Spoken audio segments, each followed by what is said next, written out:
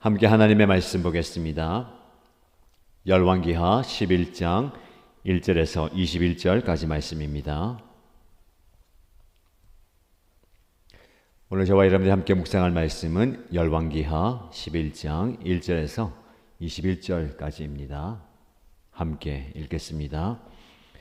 아시아의 어머니 아달랴는 아들이 죽는 것을 보자 왕족을 다 죽이기 시작하였다.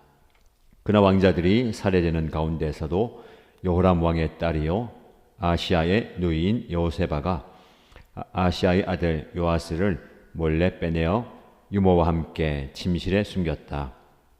이때 사람들이 아달랴가 모르도록 그를 숨겼으므로 그는 죽음을 면할 수 있었다. 요아스는 그의 고모 요세바와 함께 6해 동안을 주님의 성전에 숨어 지냈으며 그동안 나라는 아달랴가 다스렸다. 7째 해가 되자 요야다 제사장이 사람을 보내어 가리 사람의 백부장들과 호위병의 백부장들을 불러왔다. 그리고 그들을 주님의 성전에 있는 왕자에게로 데리고 가서 그들과 더불어 언약을 맺고 또 주님의 성전에서 맹세를 하게 한 뒤에 그들에게 왕자를 보여주었다. 그리고는 그들에게 이렇게 명령을 내렸다. 이제 여러분이 해야 할 일을 말하겠습니다. 여러분 가운데서 안식일 당번을 3반으로 나누어 3분의 1은 왕궁을 지키고 다른 3분의 1은 수르 성문을 지키고 나머지 3분의 1은 호위병들의 뒤에 있는 문을 지키십시오. 이와 같이 하여 왕궁을 철저히 지키게 하도록 하십시오. 그리고 안식일 비번은 모두 2반으로 나누어서 임금님께서 계신 주님의 성전을 지키도록 하십시오. 각자 무기를 들고 임금님을 호위할 것이며 누구든지 대열 안으로 들어오려는 사람은 반드시 죽이고 임금님께서 나가고 드실 때에는 반드시 경호하도록 하십시오. 백부장들은 요야다 제사장이 명령한 것을 그대로 다 하였다. 그리고 그들은 안식일 당번인 사람들과 안식일 비번인 사람들을 데리고 요야다 제사장에게로 왔다. 제사장이 백부장들에게 창과 방패를 나누어 주었다. 그것은 다윗 왕의 것으로서 주님의 성전 안에 간직되어 있던 것들이다. 그리하여 호위병들은 각각 손에 무기를 들고 성전 오른쪽에서부터 왼쪽까지 제단과 성전 주위를 감시하며 왕을 호위하였다. 그런 다음에 여호야다 제사장이 왕세자를 데리고 나와서 그에게 왕관을 씌우고 왕의 직무를 규정한 규례서를 주고 기름을 부어 왕으로 삼으니 백성이 손뼉을 치며 임금님 만세 하고 외쳤다. 아달랴가 호위병들과 백성의 소리를 듣고 주님의 성전에 모여 있는 백성에게 가서 보니 왕이 대관식 규례에 따라 기둥 곁에 서 있고 관리들과 나팔수들도 왕을 모시고 서 있고 나라의 모든 백성이 기뻐하며 나팔을 불고 있었다. 아달랴가 분을 참지 못하고 옷을 찢으며 반역이다 반역이다 하고 외쳤다. 그때 요야다 제사장이 군대를 거느린 백부장들에게 명령을 내렸다. 저 여자를 대열 밖으로 끌어내시오. 그리고 저 여자를 따르는 사람은 누구든지 칼로 쳐 죽이시오.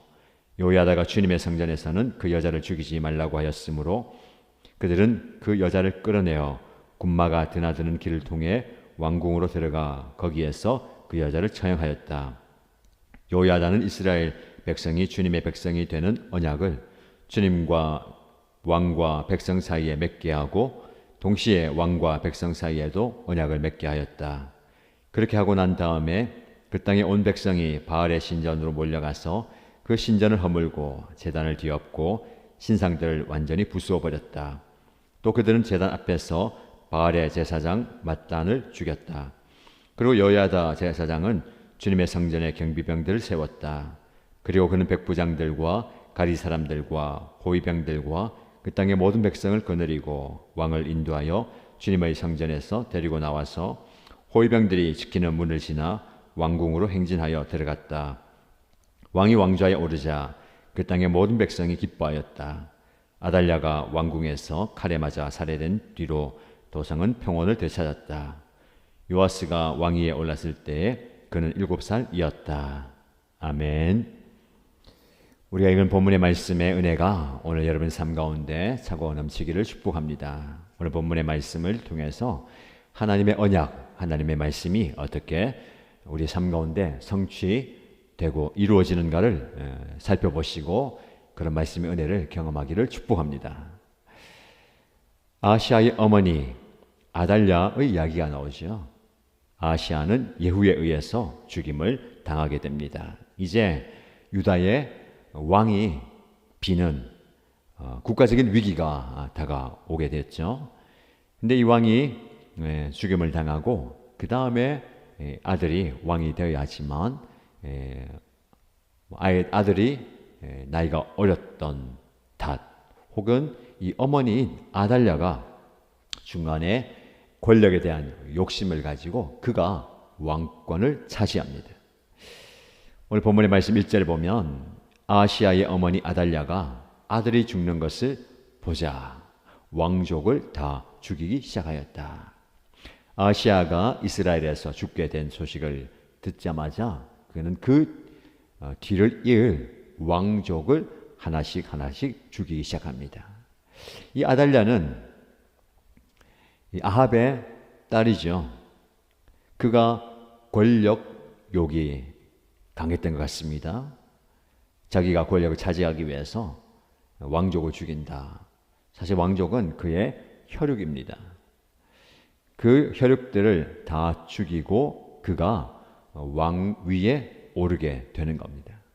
이 모든 과정 속에서 하나님은 다윗에게 약속하신 그 언약을 지켜주십니다. 다윗의 왕조가 절대로 무너지지 않을 것이다.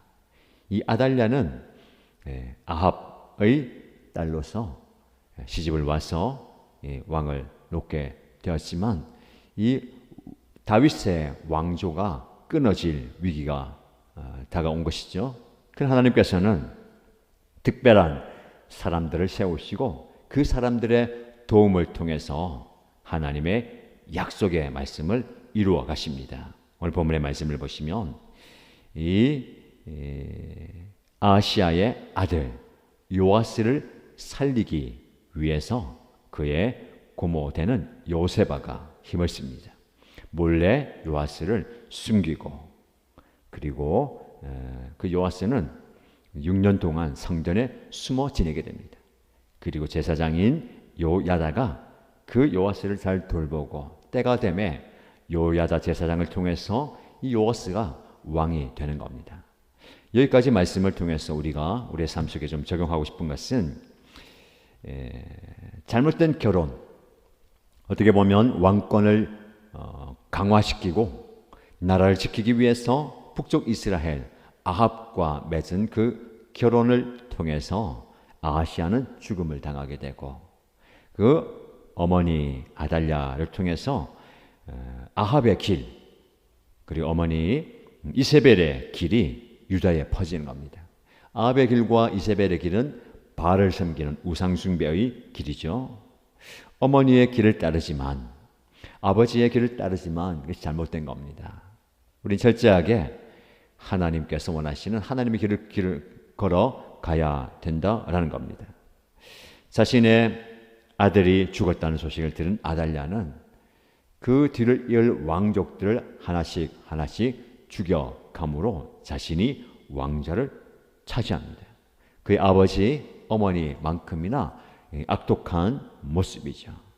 그의 할머니로부터 보호를 받는 요아스. 어쩌면 할머니가 보호를 해줘야 되는데 할머니의 그 권력의 그 무서운 칼 앞에 다른 사람들에게 보호를 받는 요아스의 모습입니다. 6년 동안 숨어 지내죠. 그가 아주 어렸던 나이고 심지어는 말씀드린 것처럼 오랜 기간 동안 할머니를 피해서 숨어 있다. 누군가의 도움이 없으면 살 수가 없는 상황이고 특별히 하나님의 특별한 도움의 손길이 있어야 살 수 있는 거죠. 때가 되면 하나님은 이 요아스를 역사의 전면에 드러내십니다. 여호야다 제사장이 사람들을 불러 모으죠. 죽었다고 생각했던 왕자가 살아있습니다. 그러면서 그 왕자에게 충성을 맹세하게 하고 오늘 본문의 말씀에 4절에 보면 그들과 더불어 언약을 맺었다라고 합니다. 하나님과 이스라엘 백성들 간에 그리고 왕과 백성 서로 간에 언약을 맺는 것은 굉장히 중요합니다. 그래서 열왕기하 말씀을 묵상할 때에 여러 가지 주제를 볼 수 있지만 하나님의 언약이 어떻게 땅에 떨어지지 않고 성취되는가를 여러분 한번 보시면서 말씀을 묵상하면 좋습니다. 오늘 특별히 이 말씀을 묵상하면서 언약을 맺었다라는 문구가 여러 번 반복되는데 이 요아스를 왕으로 세우는 그 과정 속에서 힘 있는 자들, 권력이 있는 자들과 언약을 맺는다라는 표현이 나옵니다. 정통성을 지켜나가는 것이죠. 하나님이 다윗과 맺은 그 언약을 이들이 기억을 하고 그 언약의 정통성을 이어가는 겁니다. 그래서 성전을 지키는 사람들을 3분해서 왕궁을 지키게 하고 그리고 성문을 지키게 하고 그리고 철저하게 이 왕자를 호위하면서 이 왕을 옹립하는 일을 빈틈없이 진행하게 되는 겁니다. 그래서 사람들 앞에 이 왕의 되관식을 거행하는 것이죠. 그에게 왕관을 씌우고 왕의 직무를 규정한 규례서를 주고 기름을 부어 왕으로 삼으니 백성이 손뼉을 치면서 임금님 만세하고 외쳤다. 백성들이 환호합니다. 아달랴가 그만큼 복장을 베풀고 악하게 행했다라는 것을 볼 수가 있습니다. 비록 이 요아스가 어린 나이 7세의 왕이 되는 겁니다. 그가 무엇을 알 수 있고 할 수 있겠습니까? 그러나 하나님이 세우신 그 왕을 통해서 백성들이 하나님의 언약을 헤아리고 또 오늘 본문의 말씀 보면 왕관을 씌웠어요. 단지 이 왕관의 무게, 왕관의 상징성만 있는 게 아니라 왕의 직무를 규정한 규례서. 혹자는 이 규례서를 모세의 오경, 율법서라고도 표현하는데 왕이 지켜야 할 말씀을 주었다는 겁니다. 그리고 기름을 부어서 왕을 삼았더니 정통성을 이어받는 겁니다. 왕이 된다는 게 중요한 게 아니라 왕이 되어서 하나님의 말씀으로 백성을 다스리고 하나님이 기뻐하시는 나라를 세워가는 것이 중요합니다. 그런 왕이 세워졌어요. 그런데 이 소식을 아달랴가 또 알게 되어서 분해하면서 옷을 찢고 반역이다, 반역이다 라고 외치죠. 그럴 어쩔 수 없습니다. 모든 대사가 요아스에게로 넘어갔고 여호야다의 명령을 받은 군사들은 이 아달랴를 성전에서 끌어내어서 길에서 처형을 하게 되는 거죠. 단순한 처형이 아닙니다. 이 말씀 또한 엘리야를 통해서 주셨던 아합의 가문이 하나님의 심판을 받게 된다라는 말씀의 완성이 되는 겁니다. 어떻게 보면 권력의 암투 또 역사적인 그 사건으로만 치부될 수 있는 이 이야기지만 하나님은 그 역사의 현장 가운데 철저하게 말씀을 이루어 가신 것을 보게 됩니다. 하나님의 예언이 그대로 성취된다는 거예요. 다윗에게 주셨던 그 언약과 아합 왕조에 주었던 그 심판의 예언이 그대로 본문의 말씀을 통해서 정확하게 수행되는 이 과정을 통해서 많은 사람들이 동원됩니다. 요세바라는 그 한 여인, 여호야다 제사장, 그리고 백부장들과 이름 모를 많은 군인들, 이 하나님의 역사와 하나님의 일에 많은 사람들이 동원되고 쓰임 받는 겁니다. 이어질 말씀 보면 여호야다는 17절 말씀에 이스라엘 백성이 주님의 백성이 되는 언약을 주님과 왕과 백성 사이에 맺게 하고 동시에 왕과 백성 사이에도 언약을 맺게 하였다. 제가 말씀드린 것처럼 언약을 맺었다라는 중요한 문구가 반복되고 있습니다. 하나님과 왕 사이에, 왕과 백성 사이에, 그리고 하나님과 백성 사이에 언약을 맺었다. 이것이 굉장히 중요합니다. 왕은 언약의 대리자로서 하나님의 위임을 받고 백성을 통치하는 존재입니다. 자신의 권력을 마음대로 쓰면서 부와 명예를 차지하는 것이 아니라 철저하게 하나님의 언약의 대리자로서 쓰임받는 거예요. 저와 여러분의 인생 가운데 이런 마음가짐이 중요합니다. 하나님의 손에 쓰임 받는가. 말씀드린 것처럼 예후가 아합 가문의 심판을 위해서 하나님이 기름을 부어서 하나님이 쓰신 것처럼 오늘 본문의 말씀에 여호야다 제사장을 요아스를 세우기 위해서 사용하신 거예요. 하나님 측면에서는 하나님의 사람을 세워서 사용하시고, 우리 측면에서는 하나님의 부름을 받고 우리가 쓰임 받는 겁니다. 저와 여러분들이 하나님께 쓰임 받는 존재가 되면 좋겠습니다. 근데 쓰임 받는 존재가 탁월하게 뭔가를 이루고 뭔가를 할 수 있는 사람만 아닙니다. 물론 그 시대 상황 속에서 그 위치에 꼭 맞는 사람을 사용하시죠. 마침 그 왕족을 다 죽이는 상황 가운데서 요세바가 요아스를 불쌍히 여기면서 품에 품고 구한 것처럼, 그 어린 아이를 성전에서 요야다가 또 품어주고 살려낸 것처럼, 그 7세가 되어서 요야다가 많은 백부장을 비롯한 권력 있는 사람들 앞에 내세웠을 때 그들이 그를 품어준 것처럼, 그들의 삶의 자리와 위치와 역할 안에서 할 수 있는 대로 일을 하는 겁니다. 그래서 하나님께서는 이 언약을 맺게 하셨다.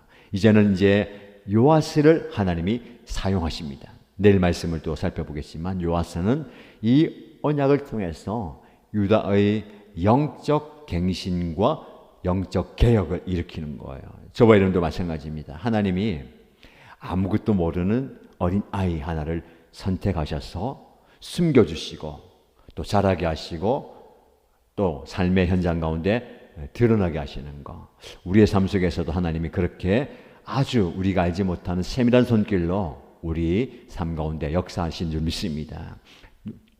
눈에 보이는 그 손길이 있고요, 눈에 보이지 않는 하나님의 손길이 있습니다. 어쩌면 우리 눈에 보이지 않는 하나님의 손길이 더 큰지 모르겠습니다. 오늘 하루도 눈에 보이지 않는 그 하나님의 손길을 경험하는 저와 여러분 되시길 축복합니다. 오늘 말씀에 왕이 이제 세워지고 아달랴는 죽임을 당하게 되잖아요. 그 가운데 참된 기쁨과 평안이 임하게 되는 겁니다. 20절 말씀에 왕이 왕자에 오르자 그 땅의 모든 백성이 기뻐하였다.